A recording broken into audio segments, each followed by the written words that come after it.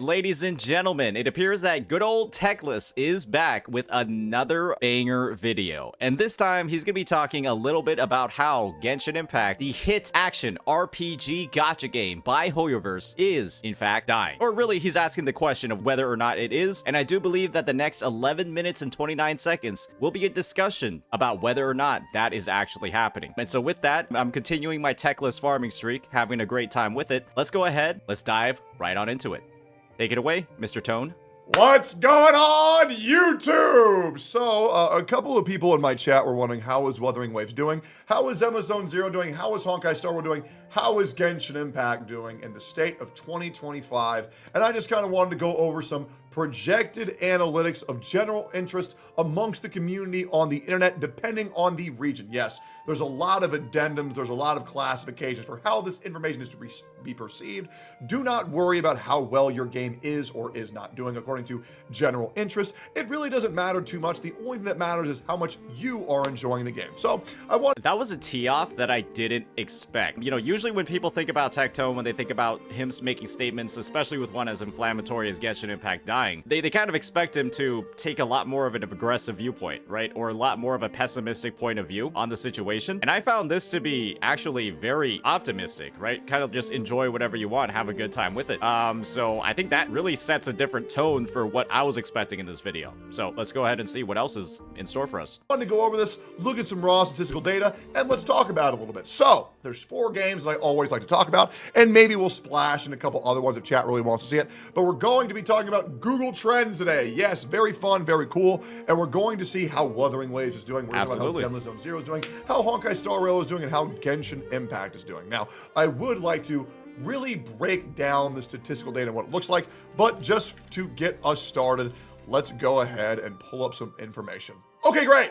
So what these lines will indicate are going to be the raw statistical data of general interest on the internet on these video games. Yes, the video game tag is tagged right there. That way we know the proper label is being talked about. Okay, so what this means is, are people talking about your game? The green line will be Wuthering Waves. The yellow line will be Endless Zone Zero. The red line will be something that One Piece and the crew have to overcome. Then you have the blue line, which is Genshin Impact. Okay, so as you can see, ladies and gentlemen, this is only for the past day. But I mean, if we're looking at it in the course of the present, it all sounds good to me. Wuthering Waves 2.0 is obviously popping off. It is, at least in terms of like these search trends, right?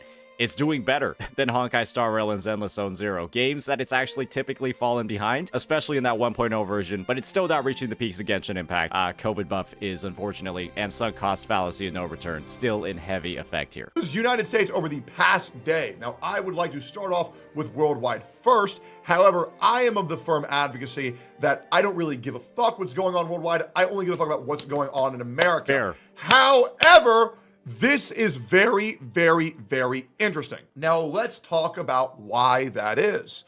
So during the release of 5.2 Natlan, 5.1 Natlan, we can see here that the interest for Genshin Impact, we're going to talk about the blue line first, the interest for Genshin Impact is going downward, downwards, and downwards. Now, blue line for Genshin Impact is currently blowing the fuck up. Yes, Malvika is fucking killing it, as well as Sitlali for general interest.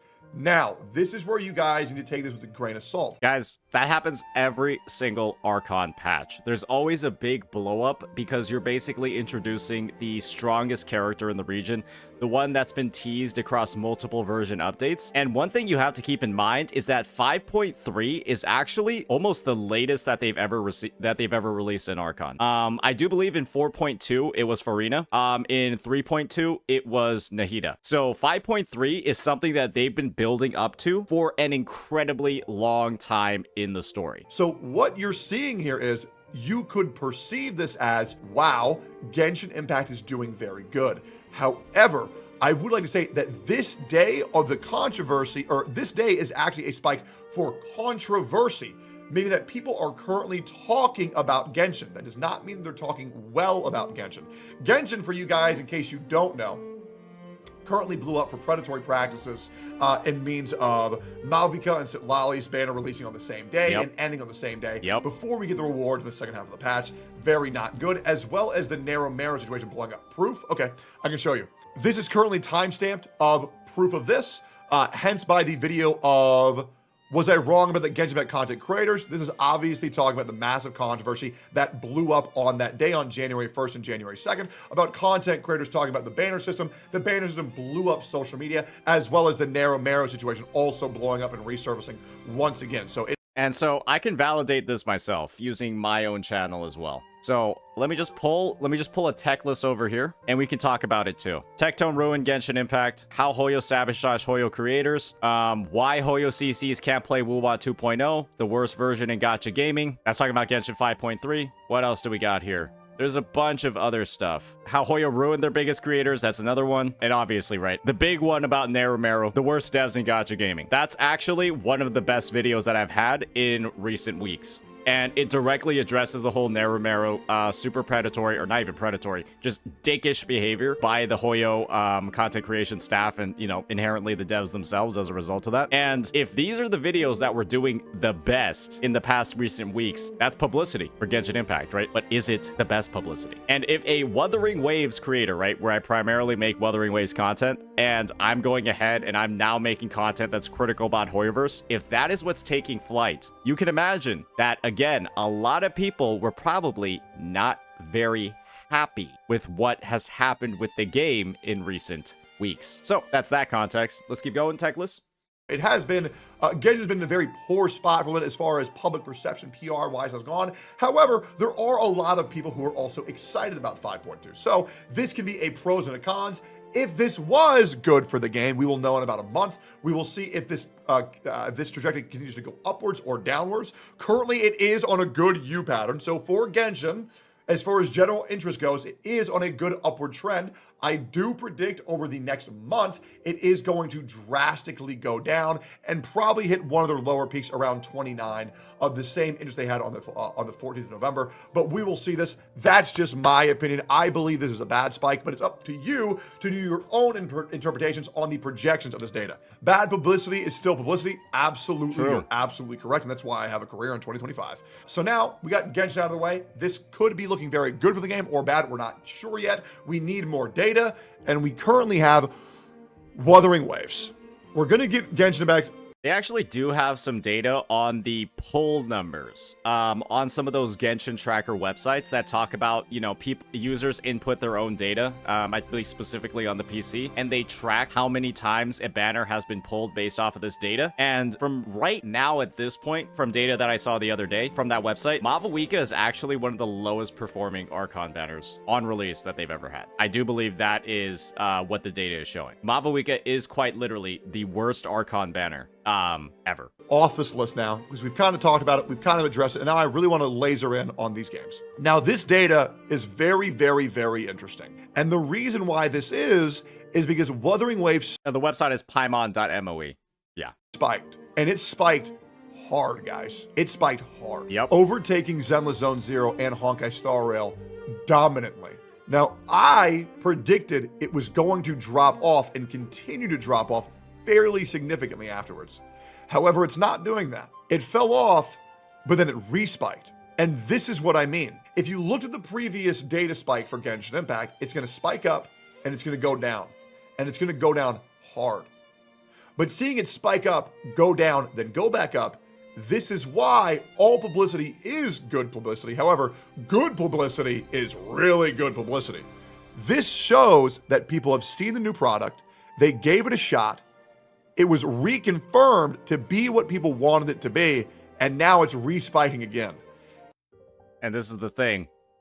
Analytics about Wuthering Waves proves it. I have personally, I mean, fuck it. I'll toot my own horn a little bit, right? I have been rapidly increasing the number of videos that I've made, and let me just show you guys this. I'll just pull up my social blade so you guys can all see it. Look at when 2.0 was about to release. 100, 100, 100, 200, 200, 500 on the eve.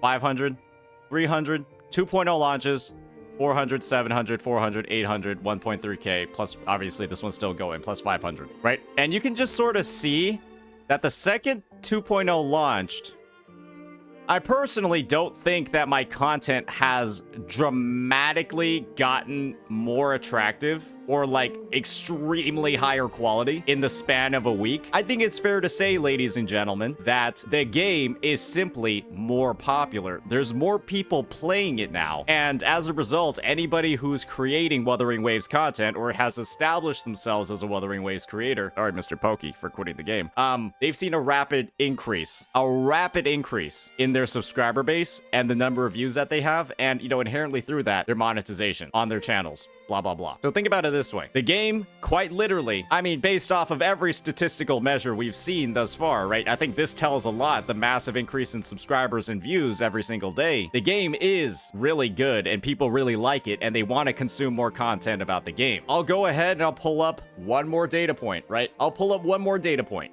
Just one more. I made a video about 10 mistakes that new players make in 2025. A 49-minute video. And that thing has 62K views right now. And guess what? About 40K of those views were in the past couple of days. Because there's a lot of new players coming to the game to find out how to play it. That's how good 2.0 is, right? Why would a video about mistakes new players make do well if there weren't a fuck ton of new players coming to the game? So does that make sense, everybody? The game is doing exceptionally well. The data on Google Trends is showing it's doing exceptionally well. My channel statistics and views on content focused around newer players and how they can do well is doing very well. So you could call it objective, you could call it subjective if you wanted to. I could just be talking out of my ass at this point. But every single data point about WuWa is quite literally affirming it. We can just we'll look at another creator too.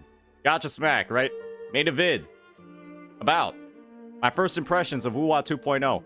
64K views. He don't reach that on any of his other vids. 64K. Boom. Glazing 2.0. That's like the only 2.0 content he's released thus far. Other than like a trailer reaction. And that did the best too. Or not that. Hopefully, that's provided some evidence to these points. And it's almost, and what's incredible is, almost near identical spike to the peak.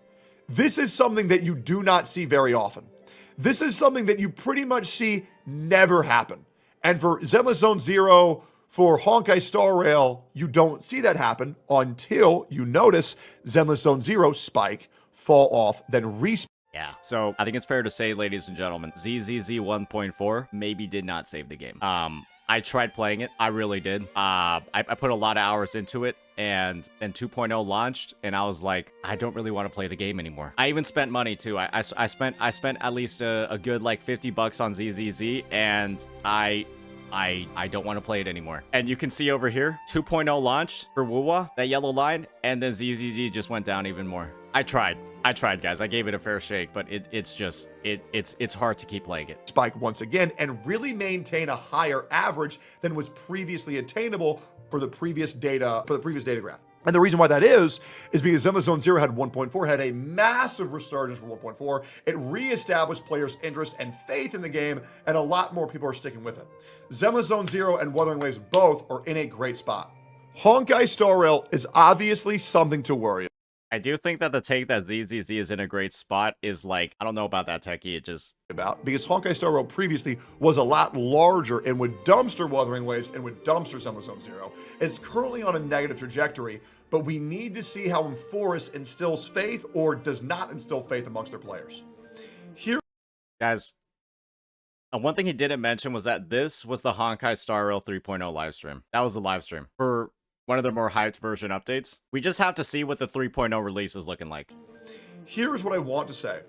Wuthering Waves has experienced something astronomical to where the faith in the players and the devs have pretty much never seen anything like this spike, fall, and resurge of this calendar. We have not seen this in all of Wuthering Waves. You can tell this by the previous patch as well. Spike, fall off, nobody gives a shit, right? This is the first real patch where people are like, okay, wait, there's something going on here. Now, obviously, this is all just speculation. I can only tell you what I know, and I'm basing all of this off of public perception and what I see happening online, of which I like to keep my finger on the pulse of what's going on in the gacha genre quite vigorously. But Wuthering Waves is in a very good spot. Analytics for Wuthering Waves on Twitch, YouTube, and Twitter are through the fucking roof. Every video that's being covered for Wuthering Waves is blowing the fuck up, and PR for this game is astronomical. And I provided proof of that earlier in the video. Honkai Star Rail is also in a bit of, I would say Honkai Star Rail is doing the worst currently. It's still more relevant than Zenless Zone Zero. However, it is more important to only compare how it's doing within itself.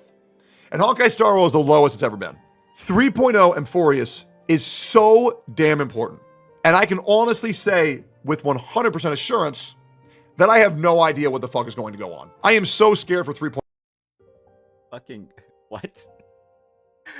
I can say with 100% assurance, I have no idea what the fuck is gonna go on. Well, Techie, I do have an idea of what's going to go on. And this is what's gonna happen with 3.0 and Amphoreus. The game is going to fucking collapse. You wanna know why? Because there has been rampant, ridiculous, unobserved, or really, not really, unmitigated power creep that has been happening to the game since fucking version like 1.6 or 1.7 when Ron May fucking released. And the game has become so dogshit, the game has become so obnoxious to fucking play, where you like lose 50-50s, you need the fucking characters to do anything, even clear like the baseline endgame fucking content, because the HP bloat. Guys, there was like fucking data. When Acheron released, the MOC bosses had 800k HP, and now they have like 2.3 million! They tripled! Or basically almost tripled the HP in less than a fucking year. And the only characters that are able to compete in the endgame content nowadays is genuinely the fact that like they have stupid multipliers, that they have like follow-up attacks where one person attacks once and then 17 other members of your fucking team attack too for every action you're making. And suddenly every single character, right? Or then you have Super Break, where it's just like, you just break the bar. Suddenly the HP bar is now just the break bar, because once you break that shit, you deal like 10 million damage. And you don't even know where it fucking comes from. You don't even know where the fucking damage comes from, because the break effect calculations are just like, like, you don't even know. Unless you like pull out the fucking Excel spreadsheet, you don't even know where the break damage is coming from. In the past, you just be like, okay, here's my attack. I multiply it by my crit damage. I apply all my percentage buffs. There's the damage. And now it's like break effect is like, okay, you have like this 180%, and then it suddenly translates into like 1,000,000 damage. It's just, and then you have like break efficiency too from Ron May that factors into the super break damage, and you're like, oh, where'd that come from? HSR is such a horrifying game to play from a balance and power creep angle. And you know that if all they've been doing is progressively making the game more unbalanced every fucking patch and every new character, why would they stop in Amphoreus? Because it's been working for them, right? Create so much goddamn fucking FOMO where if you don't pull the limited characters, you actually can't clear the content in the first place. If you pulled for Blade, if you pulled for Sela, if you pulled for Kafka, Black Swan, Sparkle, go fuck yourself, right? Go fuck yourself. Who cares? There's no point in playing any of those characters anymore. Just look for whatever new tagline. It was first, it was DOT, then it was follow-up, now it's fucking Super Break, and next thing you know, it's gonna be summons, right? You either pull for that shit, or you can't fucking clear. And it's genuinely some of just the most like crackhead balancing I've ever seen from a balance team. It's, you know, it's a turn-based game, so you gotta implement difficulty somewhere, and the difficulty is not in the relic grinding, the difficulty is not in the team comp management, the difficulty is in whether or not you win the 50-50 on the gacha, and you win the 75-25 on the fucking light cone. That's where the difficulty of the game is. And so it is literally one of the most pay-to-win games I have ever seen in my fucking life. You either just pull the characters, or you will not fucking clear. Just fuck everything else at this point. That's Honkai Star Rail. The difficulty is in the gacha. The difficulty is literally RNG. Not because of relics, but because of the fucking gacha and whether or not you win your 50-50s and you can pull every broken character in that section of the meta, in that section of the patch. Otherwise, go fuck yourself. And fuck it. I'll just pull up the tweet that I had over here. HSR has a power creep problem only if you allow it to happen, either by greed or stupidity. Hoyo creators. Hoyo creators, ladies and gentlemen. I'd say that too. 0.0's launch, it's actually nuts. I really want to trust the devs, but I'm really worried that the game is going to continue to fall victim to power creep, bullet sponge boss fights, and yapping story quest. They tripled the MOC boss's HP in less than a year. They tripled it. If other characters from 1.0 were struggling with 800k HP, what are they going to do when it's 2.3 million? But I'm hoping, because I love Honkai Star Rail, I'm hoping that they get their shit together for 3.0 and really deliver a good product. I will probably make a follow-up video on the analytics on that as soon as I can. Zenless Zone Zero has done a great job as well of reestablishing player interest and player faith. These graphs are very good for ZZZ and WuWa. For Genshin, it's a wait and see. For Honkai Star Rail, it's a wait and see. But for right now, things are really up in the air. I would bet money that surely now Wuthering Waves is going to fall off in interest. Maybe after the new TOA, which has pissed a lot of players off, but we'll see how bad it is when we start doing some viewer clears of that. So be on the lookout for that content. But the really important metric that I want to go over is the one that I really care about. Worldwide, I don't care. Full disclosure, I don't really care what's going on in Japan and China. I don't care. The only place I care about is the good old United States of America, because that's where I'm from, and that's where 70% of my audience is from. Let's say how it's doing in the US. Same. It's pretty much fucking identical. ZZZ really doing a great job of not having any significant fall off on any like immediate. I mean, Techie, let's be real here. I know you like ZZZ, but the game didn't even have an uptick. It went down, it stagnated, then just kept going down. Like, actually stop glazing. Like, it didn't have the uptick that you were talking about from 1.4 in America. Like, you just talked about how every gacha game, even Genshin, has an uptick after the initial drop. It just stagnated, then went lower. Immediate action. Wuthering Waves' spike is also fucking nuts. I want to get rid of Genshin Impact here. Genshin Impact is also doing great in the US. This is very interesting. It also shows that Honkai... Never mind. When we zoom in, Zenless Zone Zero had the spike. It didn't even stagnate. It just kept going down. It didn't even have the spike after the version. It just kept going down. Star Rail is doing far better in the US than it's doing in global. This is very interesting. This is very interesting. This is a spike for WuWa unlike anything we've ever seen. I want to go ahead and check something real quick, and I want to compare WuWa just to WuWa. What? Past year. Wait, what the fuck? Oh, okay. Damn. So this was the initial spike, and this is normal for every game. This is the spike on launch. This is the fall off 2 months after. This is a pure trajectory up. No other patch has ever reinterested the player base than 2.0 has. This is fucking enormous. I don't think it's going to continue to go up. I don't. But if it did, that would be huge. Let's check Zenless. 1.4 really did some good work. This is the curve that I'm predicting that ZZZ will have in about a month or two. Damn. Gaming right now, gacha right now is really fucking hot. It is. Let's check Genshin. Yeah. Wow. Let's get rid of Zenless Zone Zero. I think that this just kind of lends credence to how absolutely absurd WuWa's launch actually was. It was one of the most popular games at launch, and obviously it had quite a few technical issues that really diminished it, and then, you know, the whole thing with the story. But, hey, in my opinion, with how popular 2.0 has been, I do actually think if 2.1 delivers as well, I don't see any reason why WuWa wouldn't go any higher. It has, in my opinion, rapidly and effectively converted a lot of the player base that's been dropping for the game in green. I do think it has. People are playing Wuthering Waves after the bullshit garbage that has been Natlan, and they're like, wow, this is what a good game looks like. And let's get rid of Wuthering Waves. It does look like Natlan, once again, is the lowest point for Genshin Impact ever. I've been saying it for months. I have been saying this for months. And then people were like, oh, why are you using Google Trends? Just shut up. Just shut up. Natlan is the worst region in Genshin Impact history.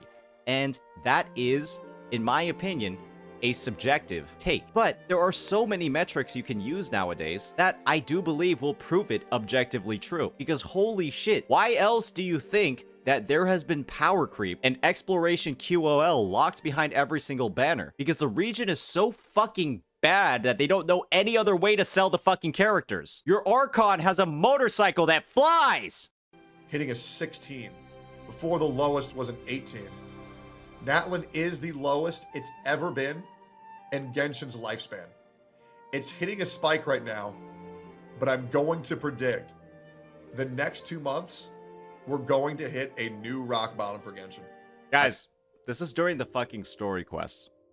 You do realize that Genshin has like 4 fucking patches of filler in every version? Genshin has 4 to 5 patches of filler. The filler patches from Fontaine and Sumeru did better than Natlan. You do realize that there's still like 4 to 5 filler patches of Natlan left? The game's gonna go until like 5.8. You do realize that, right? It is quite literally going to hit a rock fucking bottom. It's just, we have to factor that into Wuthering Waves' performance. Wuthering Waves is gonna be releasing 2.1, 2.2, Phoebe, Zani, Brant, and this game is going to be in its fucking garbage filler patch mode. Genshin is going to be in filler patch mode while we're releasing Phoebe, Zani, and Brant 2.1, 2.2, 2.3. Oh, can't wait for another summer festival bonanza. Oh, another adventure to the Golden Archipelago.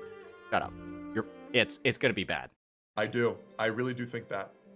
Honkai Star Rail, let's check, is also the lowest it's ever been since launch. But the devs aren't fucking up. Oh, the devs are doing so good. Oh, the devs are doing amazing. Damn. Once again, I would like to restate that all of this is just merely projections on general interest. It doesn't really mean too much, but I do find it compelling enough to talk about and also gauge public interest of the public, as well as what's very important to me, my community. Guys, how are you feeling about Genshin? How are you feeling about Honkai Star Rail? How are you feeling about Zenless? How are you feeling about WuWa? Leave me a comment on this video, giving all of them your ratings out of 10. I would love to know what you guys think. And leave. So yeah, I'd like to repeat those same exact sentiments to my community. Obviously, I do believe I'm gonna have a lot less HSR, Genshin, and ZZZ players in my comments. But yeah, do let me know. How have the patches gone? I played a little bit of 1.4. I tried, but it lost my interest once 2.0 came out. I have not touched Genshin or Honkai Star Rail for a lot of the reasons that I've already listed, right? Genshin being predatory and dog shit, as well as a Honkai Star Rail, right? Having the worst power creep in gacha gaming, as well as one of the worst stories in gacha gaming as well. So let me know what you all think. If you have been actively playing those games, I'm interested in hearing about that. And I think that this was an interesting analysis, right? He gave a lot of his subjective takes on the Google Trends, on some of the results, on what's been basically going on in the gacha space. And I do think that he was a little bit lenient on some games like ZZZ, especially when we were just talking about upticks after major patches, and then, you know, ZZZ was literally like stagnating or going down. I think bro's a little bit soft because he likes the game. I think he likes the game because it's a Coomer game, and Tectone is one of the biggest Coomers in the business. And I really think he could have dug in a lot more on HSR, right? He could have dug in a lot more on HSR because the game has quite literally become so fucking unplayable in the past couple of months, or basically over the past 9 months. The game has slowly just become more and more unplayable. And a lot of people that I know are just playing it merely for the story at this point. Because it's basically become pull or don't clear the content. And nobody likes being restricted off from the content, having their E1, E2, highly invested, been grinding for literal like months to gear these characters on Biz Relic sets. People don't like having those characters completely invalidated just because the new one came out. So yeah, let me know what you all think. I think that Hoyoverse is quite literally, they've been destroying themselves over the past couple of months, and WuWa is here to basically pick up the pieces and deliver an actual gaming experience for the gacha space. And 2.0 and the success that we've been seeing across 2.0 for both CCs and the game itself, and analytics, all that stuff, views, blah, blah, blah. It's been proving that. Peace out.